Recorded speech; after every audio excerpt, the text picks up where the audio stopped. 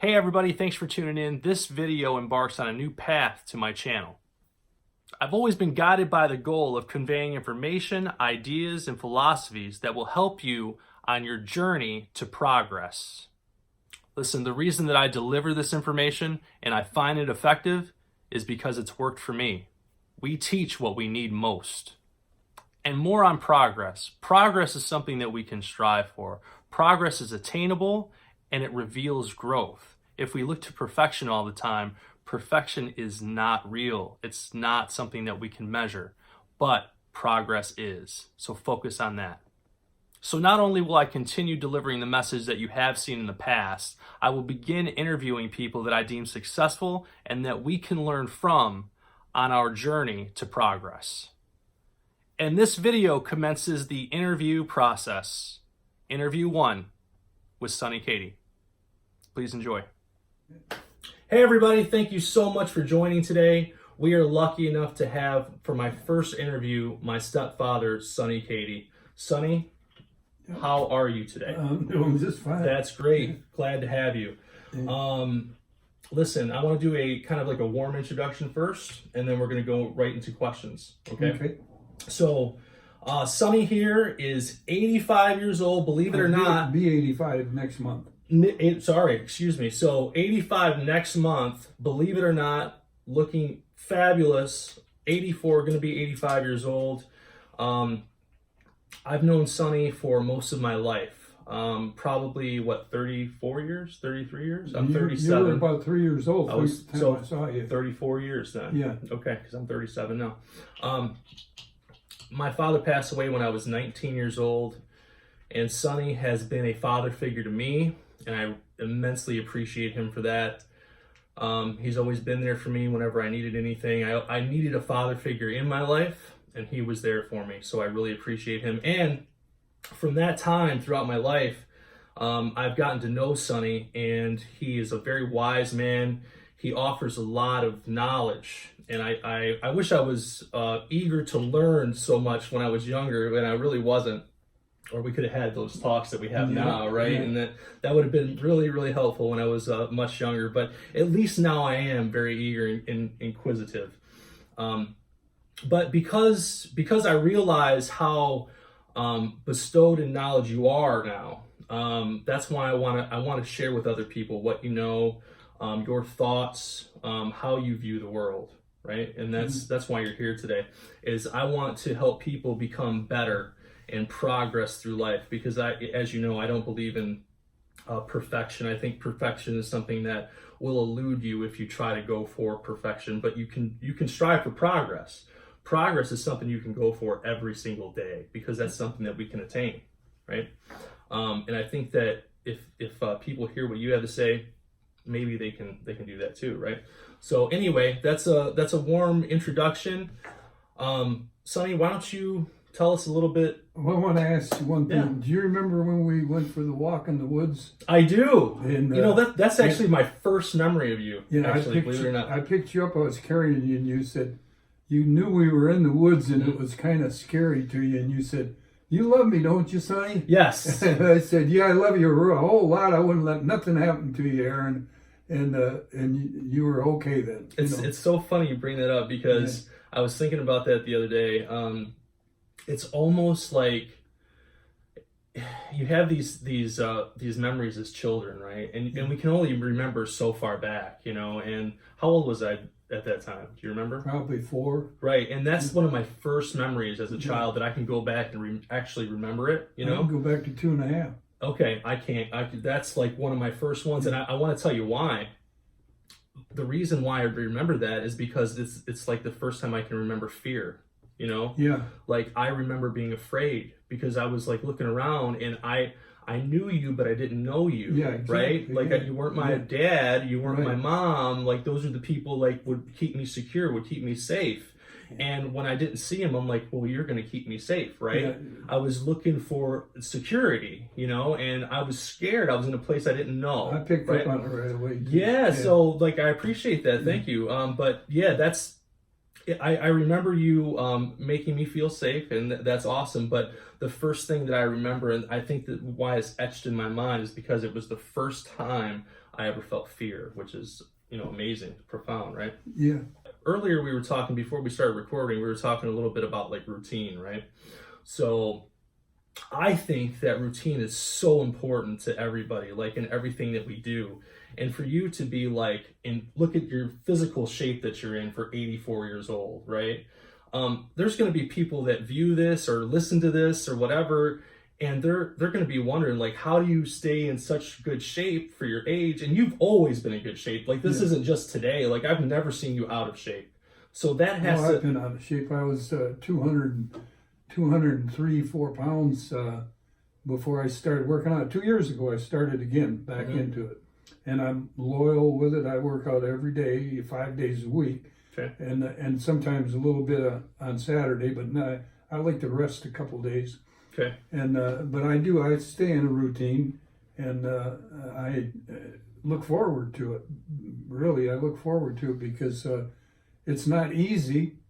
I get up at 5 o'clock in the morning. 5 o'clock, yes. And I do a half hour working out lightly around the house, and then I feed my dogs, take care of this and that, and I leave and go to the gym, and I work out an hour on weights and sit-ups and whatever I do there, and then I walk for a mile and a half, mile and a quarter, mile and a half in the gym, and in the summertime I walk on the trail. I'm in the park, Gotcha. Behind the school. They got a track back there, and I like to be out there in the spring, and where the weather's nice but I still do it in the gym. And a lot of people will say, well, I don't walk in the winter, because of this, that. I still do it because I want to stay in shape. Right. And so I maintain and stay in a routine, and I stay there religiously. That's great.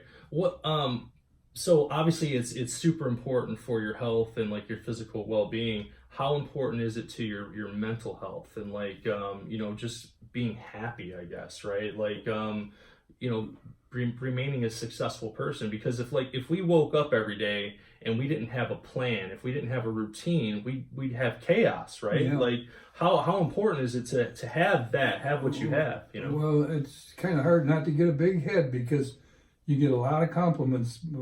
My age, sometimes I tell a person, I'm sure you get a lot of compliments. I tell a person my age, like I told this one guy, he was 83, he was sitting in the gym, and he said, how old are you? And I said, I'm 84. No, you can't be 84.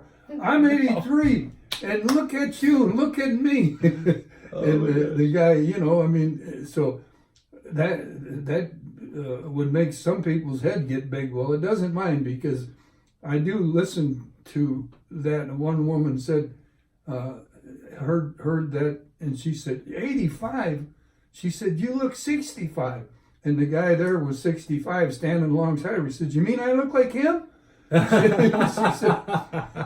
said, well, That's awesome. Yeah, well, I get a lot of compliments, and that's worth it right there. I mean, for what you do, it kind of makes you feel good. You think this is paying off, Yeah, no, it's encouragement, right? And we all need a little bit. And I'll tell you what, we need so very little encouragement to keep going. And I think it's inspiring. Like if I were 70 and I looked at you, I'd be like, damn, man, like I got 15 years of great health to look forward to. That's the way I would take it. I would look at it like the optimistic level, Yeah. I have a lot of them. People ask me questions too, or I see them doing something that they, like a woman will be doing her weights wrong, I'll go over and tell her, you got to hold your arm this way. If you want your back arm to get here, you got to hold it this way and do it, It's just, okay, well, what do I do for this? What do I do for that? Excuse me.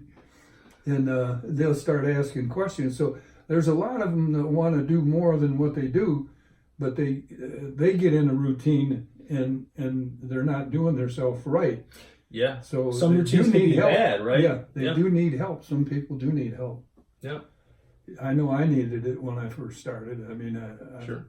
I was in jail when I first started. And Is that where you first started working out? Was in jail? no, I worked out a little before that, but I really learned how to work out and how to be regimented and to do it right. Mm-hmm. I mean, not to just go in the gym and work out 15, 20 minutes and then leave and don't come back for 3 or 4 days. No, you got to do it every day, or not every day, but like 5 days a week, or maybe even 4. Mm-hmm. After you get into a certain point, you can probably get by with 3 to keep yourself up.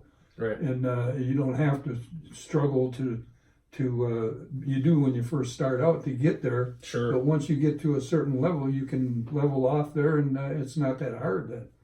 And if people would just get to that level, then they feel better. They're, like you asked about your thinking is much clearer, better, because it does something for your mind too. You got your blood running through your head, right? And like it runs through your arms and your legs and stuff, and it's helping your brain to be renourished. Yep. Now you alluded to jail. When you got to jail, do you feel that you were like an orderly individual when you got there, or were you like kind of a chaotic person?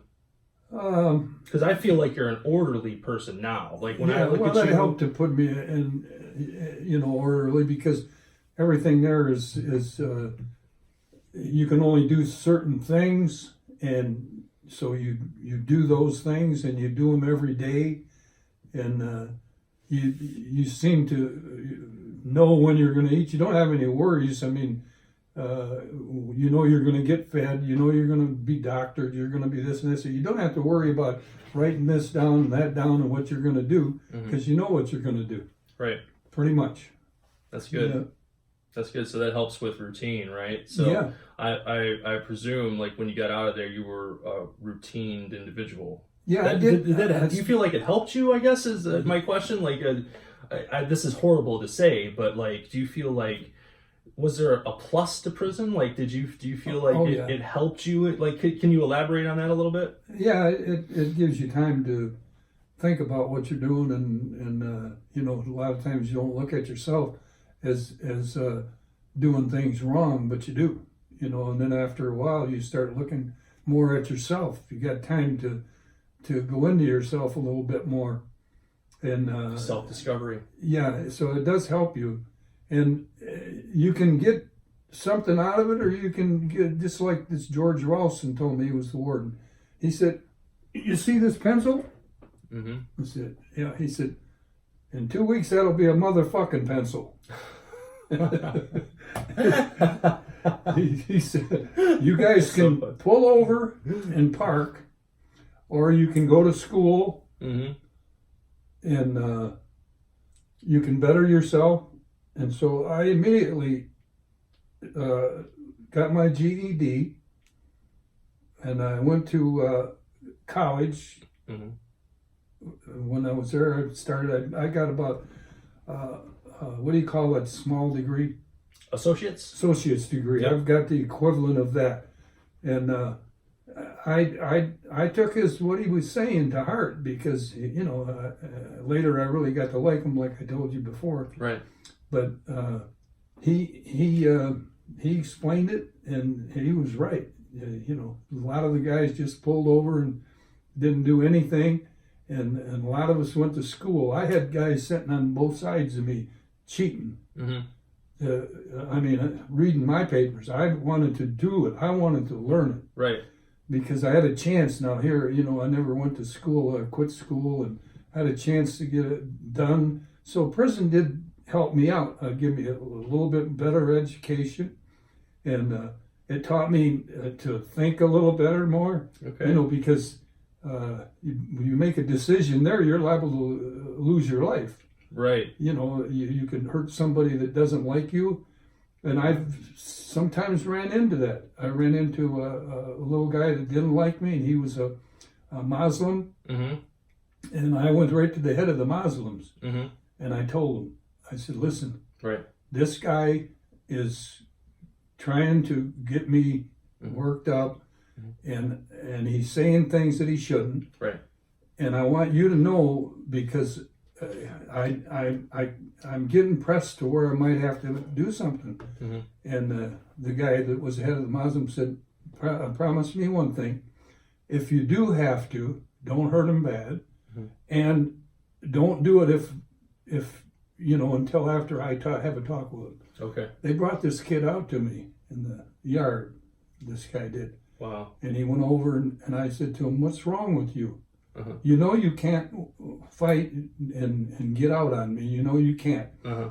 And I happened to know that he had a shiv in the day room, and he was going to use that on me. Okay. I was told to me, and I got. That's when I went to them, and they took him and told him, you're on your own here with this guy.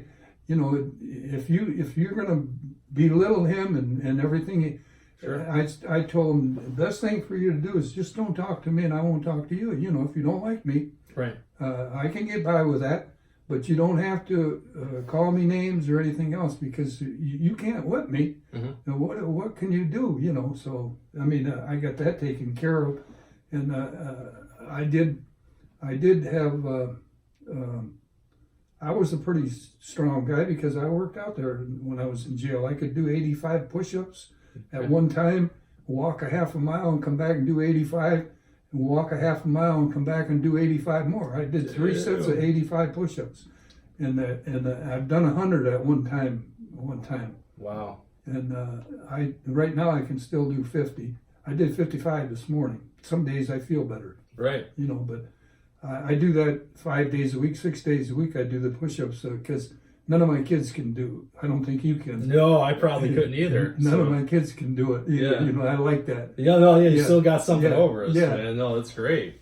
That's I mean, awesome. I'd like to see them do it, but I mean, I like the fact that I can still do it, and they're proud of me. They Right. say, because I had a lot of kids.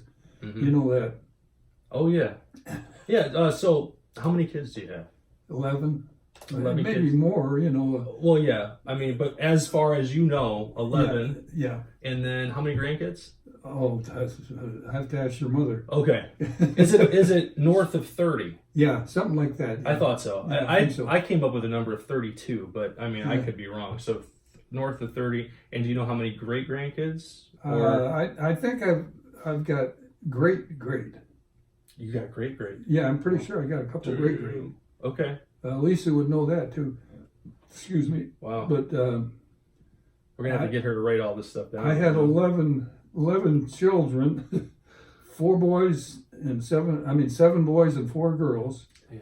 And I paid child support for 44 years. Oh yeah, you told me that before. It's an and amazing I number. never missed it. I always paid it. Your mom will tell you that too. 44. Her and I were broke up. I had 2 of the kids, and she had 2 of them. And I still paid her full alimony. I mean, not alimony, child support, even though I had the kids, Mm-hmm. So You hear that, Kanye? 18 years. 18. This dude was paying 44 years. 44 years. I never missed it, and I was proud of that, because I even when I went to jail, I took care of things. I used to have Sure. someone bring money every month and give your mom money, and I gave her money. And took care of the things even when I was in jail.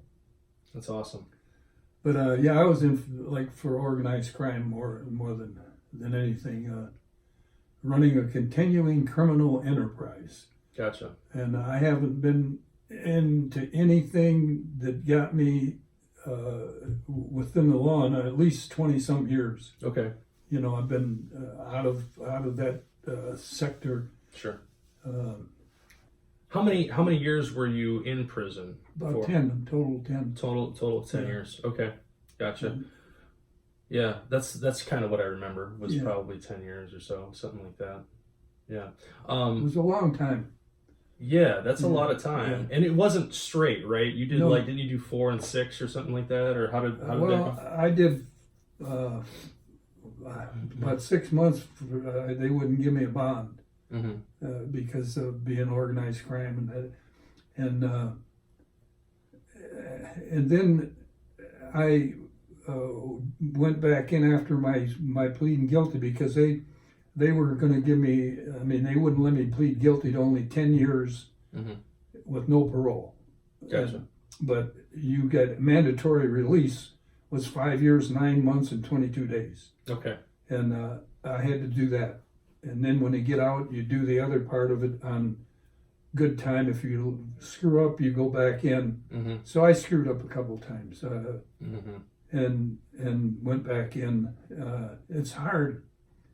I mean, it's hard when you get involved in it and you make big bucks, because the way the government is set up, you can't make real big dollars unless you get lucky somewhere down the line, you know. So, but when I'd see the advantage of loaning the money to somebody that was going to go out and make a bunch of money with it, I didn't mind. I threw you know, the right out the window and Mm-hmm. did it the wrong way. Yeah, well, we But talked I- about that earlier. Yeah. You had there was risk, right, with everything that Right. you did, but the higher the risk, The more you charge, the more yeah. the more you charge, or the more reward to you, right? Yeah, you might loan somebody $10,000 and get 5,000 interest back on it, even if it was Because of the juice. Yeah, well, some of them, a guy would say, I got this deal going. I need $10,000, and I can make $50,000. So he don't mind paying 5,000. Oh, heck no. So that's where I got in, and then I knew what was going on, so they put me at the head of it. Mm-hmm. And I was considered organized crime, and I learned a lot. The guy that put me in jail, the prosecutor, him and I are like that. Yeah, you told me Yeah, about if he that. in sees me, prior I named the conversations. kid after him, Chris. Right. Okay. Yeah. That's right. If I go and see him, he's a regular lawyer now. If I see him on the anywhere around one of the buildings or anything, he always asks me for a hug. Sonny, can I hug you? Oh, is that right? Yeah, and we hug each other. Yeah, and he put me in jail. But I mean, that just goes to show you that he told me, he says, "What in the hell did you get involved in all that for? You could have made a living at anything you wanted to. You're smart, you know." Yeah. And you know, he got to me, and he was a nice guy. And so I met some people in prison that I was really impressed with. You know, a couple of them. Yeah. Most of them are you got to stay away from them when you get out of there, because they're all running little games, Right. and they'll still run them on you if they can. You know. Mm-hmm. But I learned a lot in jail. It was a good, not a good thing that I'd want to go through again. Right. Right. But I'm not, wherever I was, I would believe that God wanted me there. Sure. And I think he thought, well, you know, this guy's not that bad. Mm-hmm. Let me straighten him out. Yeah. And I think he put me in jail to Yeah. straighten me out. Yeah. And Well, he did. I mean, you know, you can't go against God. mm-hmm. I one time was in there, I felt real low and bad, and I was in the hole too. And I said, just give me a sign. Mm-hmm. Just give me a sign that you know, you're there, Lord. And I went on a visit, and when I came back from the visit, there was all kinds of religious things on the bunk. There was 2 bunks. They had some of us had, were depending on how bad you were. Well, I wasn't that bad, so I had a bunkie. Mm-hmm. And all these things were on their religious things. God will do this, and God. I said, boy, he must have heard my prayer and Right. answered my prayer. And then this guy came, and they came in. He said, I hope you don't mind all this stuff that I put on there, you know, and everything. I said, no, I think God sent you. Yeah. And we sat and talked religion all night long. And Wow. you know, and I'm just like I said, I believe God sent there. And when I found God in prison, Mm-hmm.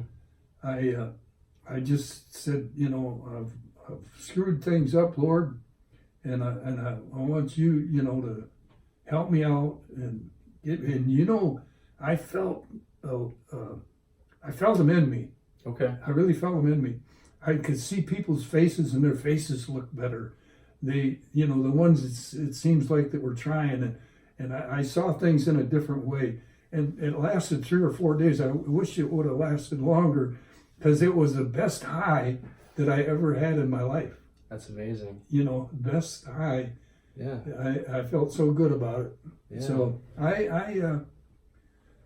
think that I took a lot more away from prison than I left there. You know, goodness away. Yeah. Than when I left there, because I'm not quite as ready to hit somebody anymore like I used to. Right. If they do something to you and you want to punch them, you know, I don't feel that anymore like that. I want to either get away from them if I figure that it's hopeless, yeah, or I want to get away from them if I can't help them. If I can help them, well, then I'm going to stay there and try to help them. You know. That's awesome. I like what you said there. That you felt like God was in you. You know, and so Carl Jung says something about, there's a quote, I'm going to be paraphrasing, but the modern man can't see God because he's not looking low enough, right?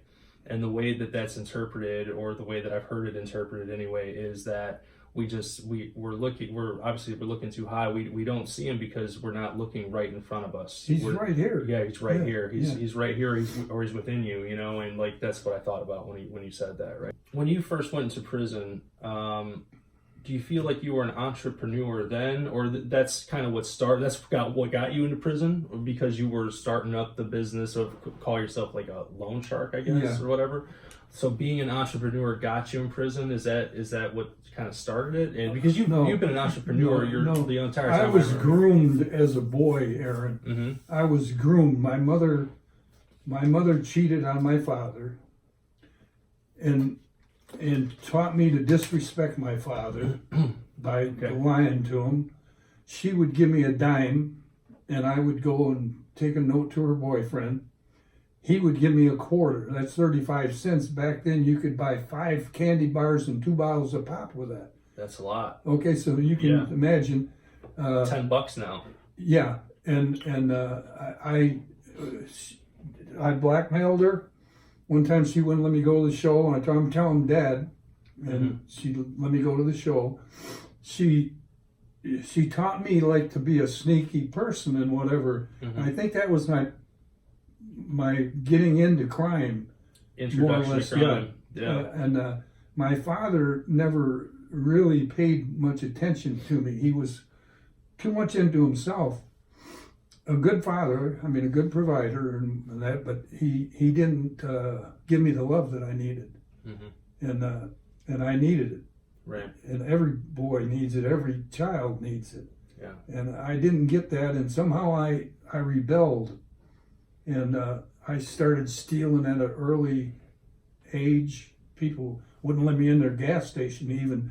One guy said, "No, you stay out there until I come in there." Right. Because I'd always lift something on them. I could go in a safe when I was 11, 12 years old. If they'd let me into their gas station, I'd go in, I'd watch them when they opened their safe. I didn't pay no attention to them while they were doing the numbers. I watched the last number. And when they put that on twist that onto the last number, it'd say 43. Now, when they want to shut that, they don't want to have to go through that combination all over again every time they do it. So they just turn it a quarter turn, and that locks the safe. The safe is locked. Right.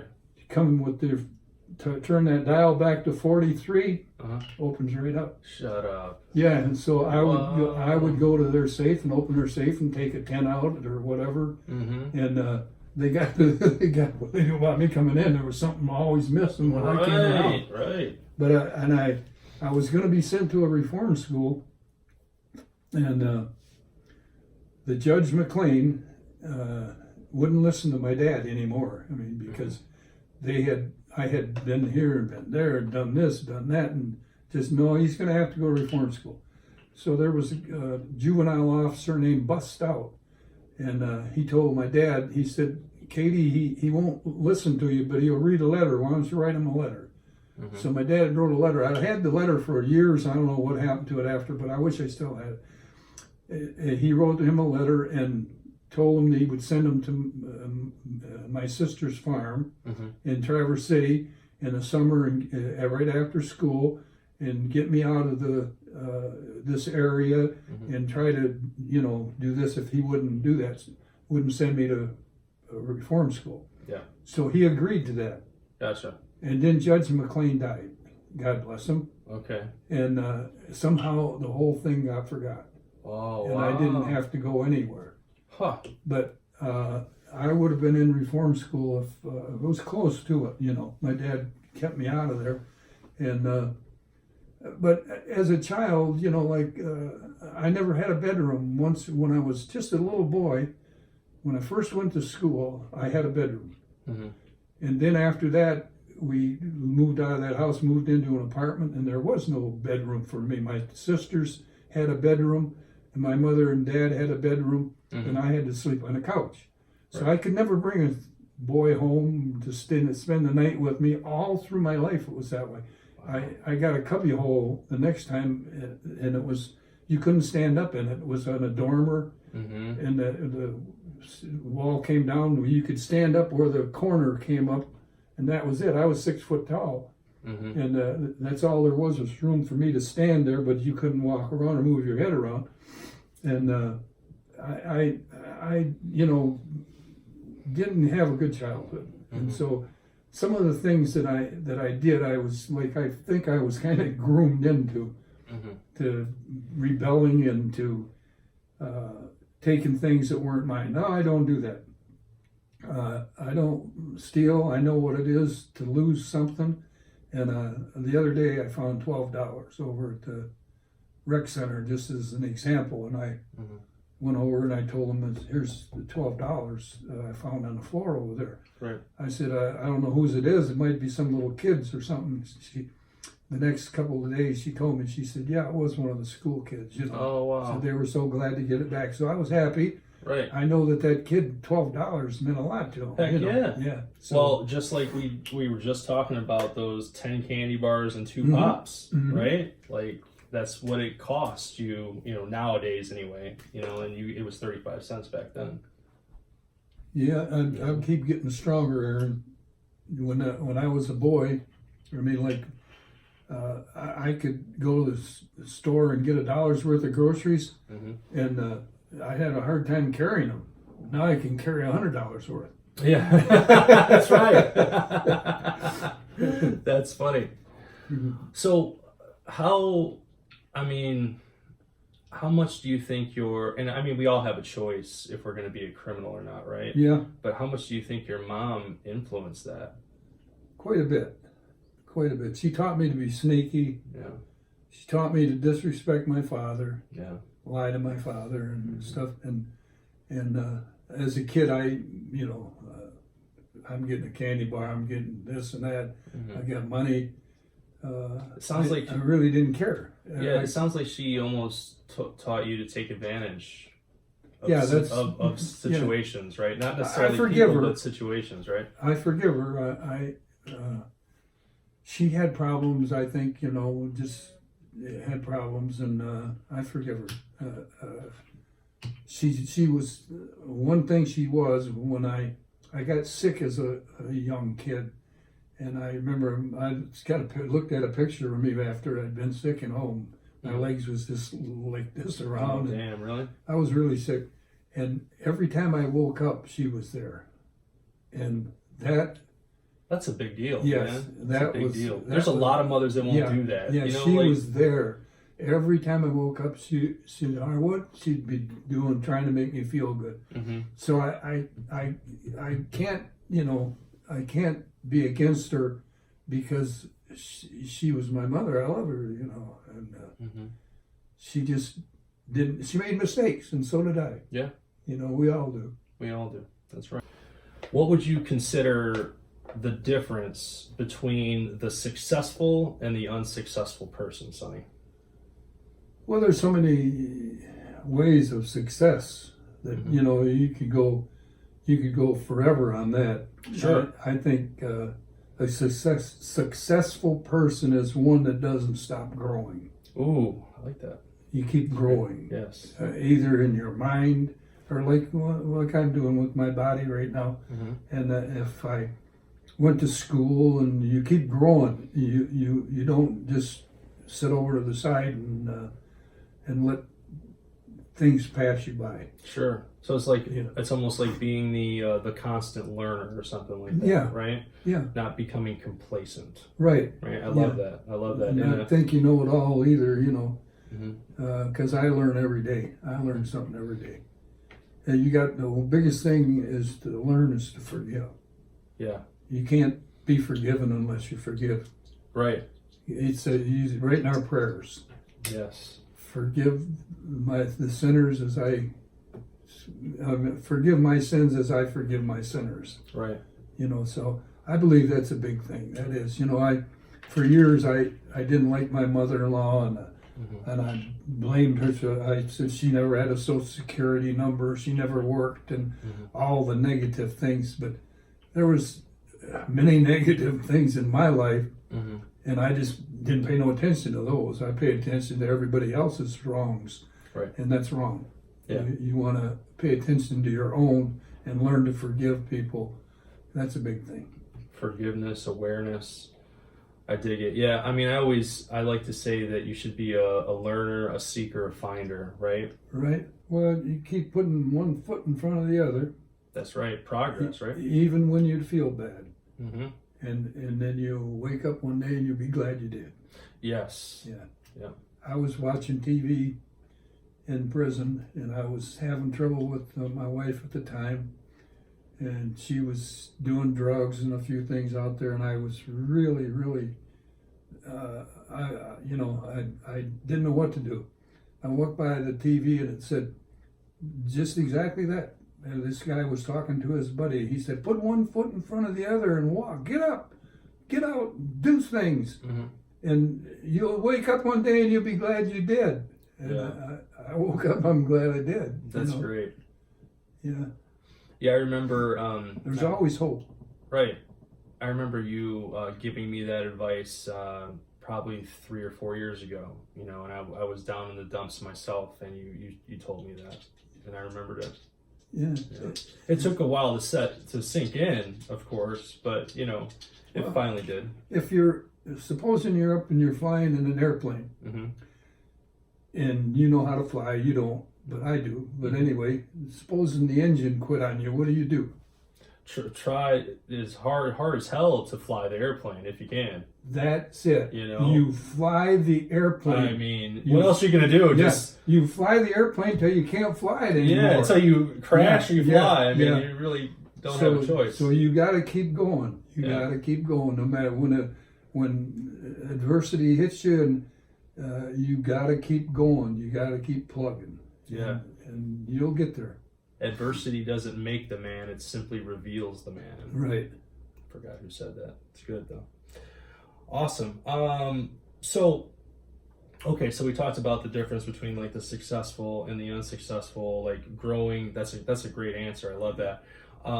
If you had one piece of advice for listeners, viewers, or if it was going to be like some eager kid that's 10 years old, just, hey, this is one thing that you need to remember throughout your whole life. Keep your word. Keep your word. Keep your word. Always never get into a position where you have to lie. Don't let yourself get into those positions. Always tell the truth, and always keep your word. If you say you're going to do something, don't tell somebody, "Well, I'll meet you and this and that and all that." The only thing I will tell somebody is, if I'm drinking and I tell you something, you're going to have to ask me when I'm sober, because I don't keep my word when I'm drunk. Yeah. Or if I'm drinking, I won't keep my word because I sometimes get too loose with it. So you'll have to come back with that question later. You know. Yeah. That's what don't get yourself in a corner where you get trapped. You know. Yeah. That's I should take that advice for when I drink again, right? Yes. That's a good one. Don't just tell them. Just try to tell them, you know. Right open before you say, if I give you my word, you can bet on it. But if I'm drinking, don't bet on it. Ask me again the next day, because then I'll tell you the truth. That's great. See, that's probably another one of them. Hello. Hello. Hey, Stacy, I'm busy. What the hell makes you think you can just call somebody at this time? Vehicle again. How many times? We got to get you a new phone, Sonny. We got to talk about this after. But I don't know how old this damn phone is, but it's got to be old, man. It is old. I think I might have had that for 8-9 years. We got to do something about that. Yeah, I'll help you with that. And I got to get Lisa one too. Yeah, we'll talk about that. Awesome. Yes, it's funny that you even said like truth and like keep your word. I mean, I read, I read a lot now, and the four agreements. The first agreement is be impeccable with your word. Right, Yes. like that's the first thing he says: be impeccable with your word. Yeah. And then 12 Rules for Life by Jordan Peterson. One of the rules is tell the truth, or at least don't lie. Yeah. Yeah. Yeah. And what he means by that is like the truth. Sometimes you may not know if you're telling the truth or not. Exactly. The truth might elude you a little bit, right? But you at least know if you're lying. You at least know if you're telling a lie. So don't lie. Don't lie, right? Right. So tell the truth, or at least don't lie. That's one of the 12 Rules for Life. That's a fantastic book, by the way. 12 Rules for Life. So, okay, great. So the responsibility. Okay, so I've been doing a lot of studying on meaning, philosophy, things like that, responsibility. When I say the word responsibility, okay, what is that? Does that have meaning to you, or like what does it mean to you? I've always been responsible, and I feel that I sure wish everybody was. Yeah. I wish everybody was. You wouldn't have to worry about people not paying you and all the things that they do, the games they play. Mm-hmm.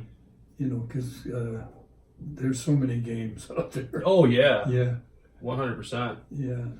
I've been working on this idea lately, and I may not have been the one that came up with it, but the more responsibility that you put on yourself, right? Like almost suffocate yourself in responsibilities, right? Like take on as much as you can bear, take on as much as you can, because it makes you stronger. Yes, it does. Yeah. The more responsibilities you take on, it makes you stronger, and it aligns you with your meaning inside, and when you're aligned with your meaning in life, you're happy, or you're at least on the road to happiness. Because happiness can be like, sort of like chasing butterflies. It's something that you attract more so than anything. Stop making excuses.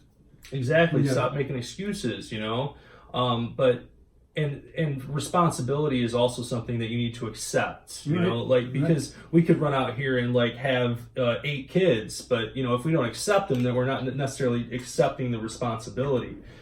We need to accept our responsibilities, and the more responsibilities that we can take on and accept, we grow from it. Like it's almost like put it on my shoulders so I can get stronger from it and grow. And then and also another thing I think it does is it quells the noise around you, because you can't hear shit if you're just so busy. You can't hear all the garbage, right? Because you're so busy in your life doing what you're doing, aligned with your meaning, progressing through your life, that you can't hear all the other bullshit around you. So I think that it's important. I think that that's where we go wrong in our lives, in our society, is that we just have too much damn time on our hands. We're on Facebook, we're social media, we're on Twitter, we're doing all this garbage, and we're not doing what's important. We're doing what we think is urgent. We're not doing what's important. Right. We have like the wrong responsibilities, and we're not taking on the right ones.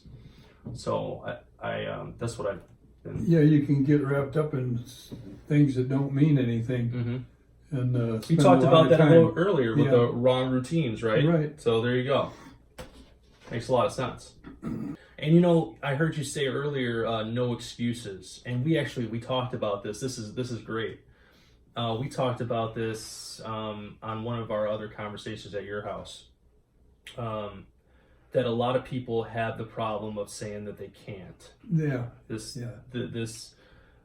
word that, you know, and I know we've heard this before. Don't say you can't, but I mean, people run around and They say don't want to. they don't want to. Yeah, all these other different phrases that don't serve them in a productive way, right? Yeah, like they say, I walk in the summer, but I don't walk in the winter. Mm-hmm. Well, you know, I walk in the winter. I walk in the gym, or you walk on a treadmill. You know, well, I don't like to walk on a treadmill. I like to go out and see this. Well, do you like to have a nice body? Do you like to look good? Do you like to be healthy? Yeah. If you keep doing what you're doing, you're not doing what you're supposed to do. So you got to forget about that stuff, and you got to go on and do it.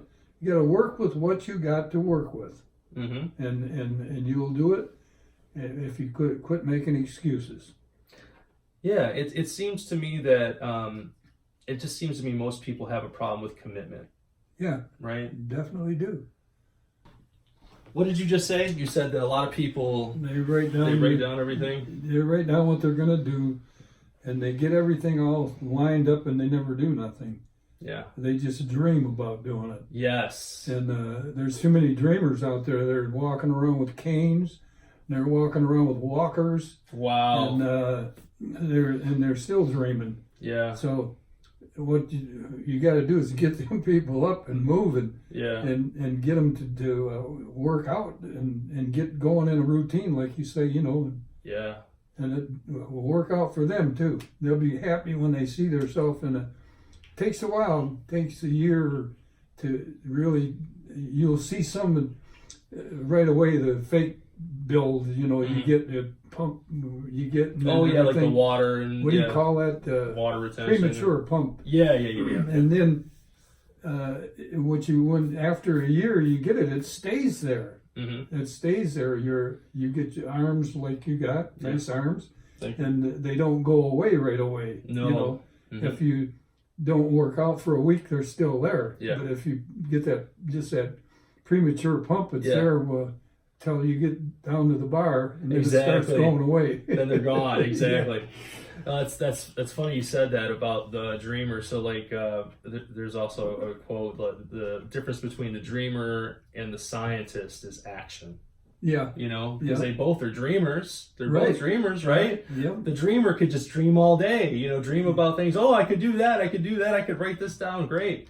But you don't do anything. That's it. You know, but the scientist does everything, looks at it from different angles, puts things into action, tests it, does everything, right? That's the difference, you know? And Dwight D. Eisenhower said something too that's awesome. He said that plans are worthless, but planning is everything. Yes. And I always thought that was amazing. Eisenhower was a good strategist. He was a great leader. I want to say I read his biography. I can't remember, but the way he describes leadership is so amazing. But I love that quote because plans can break down on you. Like if I write down something, like right here, I deviated from this plan right here on interviewing you. I deviated from it, you know, but I had to think on my feet, you know, like that's how it goes. Like your plans are going to break down. Right. It's what you do in the moment that's what differentiates you from people. Like how are you going to handle that? When everything breaks down, collapses around you, you got to plan now in the moment. You got to be planning all the time. Yeah, you got to do it while you're working. Exactly. Yeah. But you know, you have to have the framework. You have to have the framework of a routine or a plan or whatever. But things are going to break down around you, and you have to be willing to plan inside the moment too. So plans. Fly the airplane. Fly there. I like that. I'm going to use that metaphor all the time now. Fly the airplane. But plans are worthless. Planning is everything. Right. Dwight D. Eisenhower. So we're going to conclude this. All right. This wonderful interview. Sonny, thank you so much for being my first interview on this channel. I really appreciate it. Thank you so much. Thank you. I'm glad you did choose me. You got it. Yeah. As always, thank you so much for watching this video. Please remember to like, subscribe, and share. You can also connect with me on Facebook at Impeccable You. That's impeccable with 1 C. And also, please remember to stay motivated and remain impeccable. This is Aaron Kibitlewski. I'll talk to you soon.